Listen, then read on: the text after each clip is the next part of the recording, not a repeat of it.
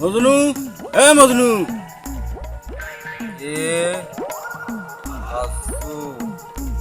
আমি প্রচুর পরিমাণে গঞ্জিকা সেবন করিয়াছি। গুঞ্জিকা গেঞ্জি নাকি?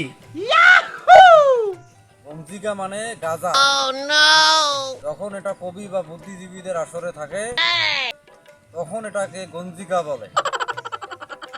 যখন এটা রংবাজ মাস্তান নেশাখোরদের আসরে যায় তখন এটাকে গাঁজা বলে।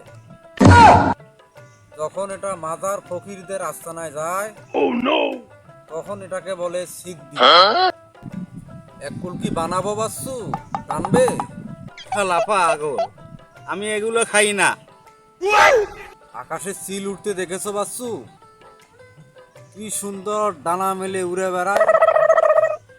গঞ্জিকা খেলে আকাশে উড়ে বেড়ানো যায়।